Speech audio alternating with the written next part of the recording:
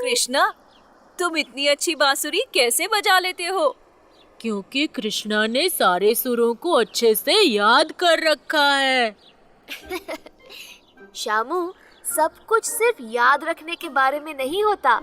मुझे यकीन है अगर तुम चाहो तो तुम भी संगीतकार बन सकते हो। कृष्णा, मजाक छोड़ो। भले जितनी भी कोशिश कर ले, हम में से कोई भी इतना अच्छा संगीत नहीं बजा सकता, खास करके शामू। अरे वो तो बजाते बजाते ही धुन भूल जाएगा।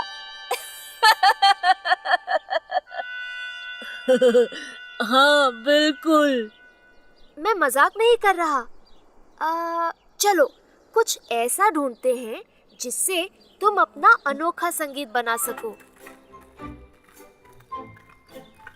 हम कहाँ जा रहे हैं? शामू के लिए सही साधन ढूंढने। और कहाँ? अरे ये तुम क्या कर रहे हो कृष्णा? इस बांस के साथ शामू के लिए एक बांसुरी बना रहा हूँ। ये लो शामू, इसमें फूंक मार के देखो। मुझे पता नहीं कृष्णा, मैं कोशिश करूँगा।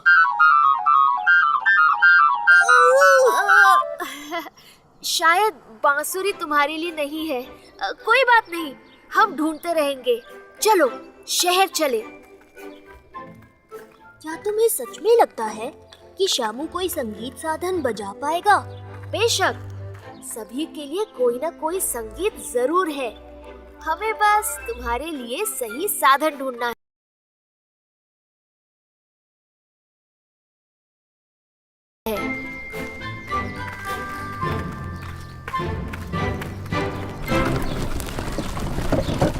उधर बरगद के पेड़ की ओर।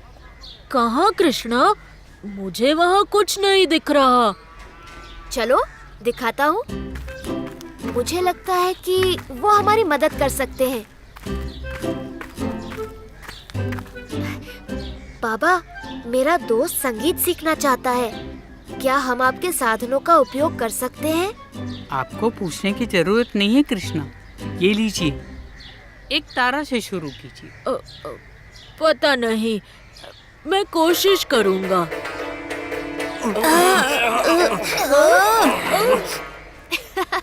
नहीं, ये भी नहीं।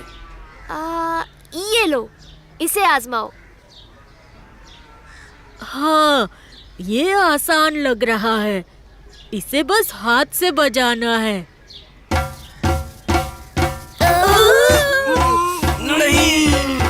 कृष्णा, आपके मित्र में ना सुर है ना ताल है।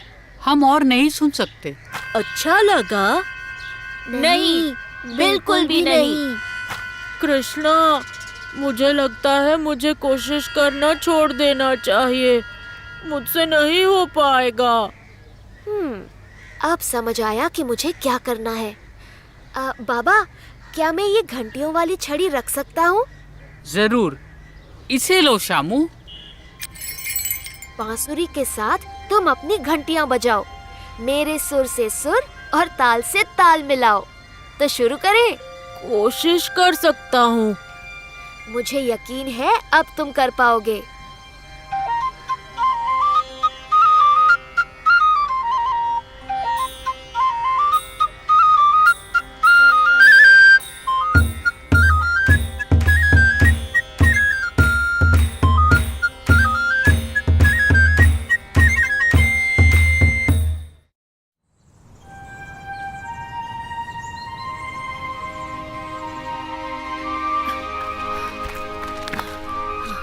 कृष्णा, हम अरे शामू, क्या हुआ? कुछ तो हुआ है। अरे कृष्णा, मेरे ख्याल में जो मैं कहना चाहता था वो माखन के बारे में था, पर अब मुझे याद नहीं है। सोचो शामू, सोचो। कोशिश तो करो। क्या फायदा, मुझे कुछ भी याद नहीं रहता। दामू और सुदामा आते ही होंगे, वो मेरे पीछे ही थे। उन्हें जरूर याद होगा। क्या तुम्हें शामू ने बताया? मुंजल जो मक्खन का व्यापार करते हैं वापस आ गए हैं। क्या तुम्हें याद है वो? देखा, मैंने कहा था ना कि माखन के बारे में ही कुछ बात थी। हाँ, मुझे याद है।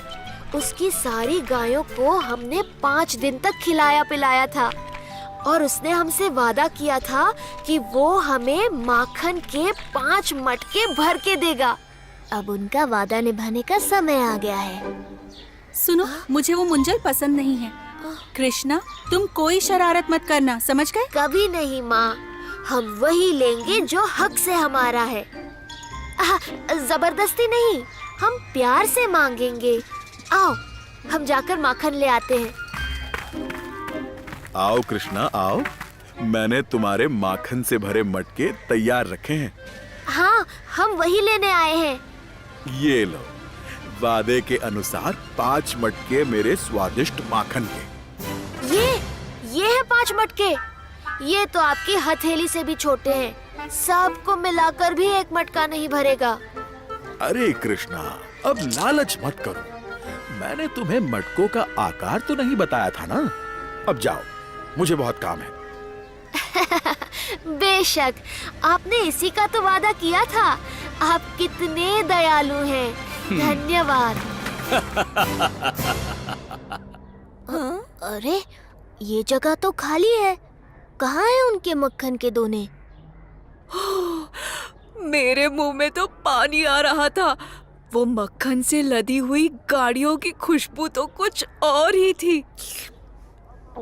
मेरे भी मुंह में पानी आ रहा है और पेट में चूहे दौड़ रहे हैं। मुंजल माखन ऐसे ही इधर उधर नहीं रखेंगे। तुम तीनों ठीक से नहीं देख रहे। ऊपर देखो। ओह, अब हम इतनी ऊपर कैसे पहुंच पाएंगे? सुदामा, मुझे माखन से कोई भी दूर नहीं रख सकता। तैयार हो जाओ, ये माखन तुम्हारे लिए है।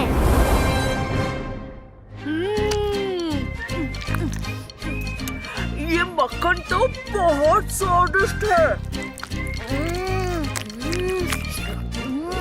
वाह, क्या मजेदार माखन है। मुंजल कंजूस भले ही हैं, पर माखन सबसे उम्दा बनाते हैं।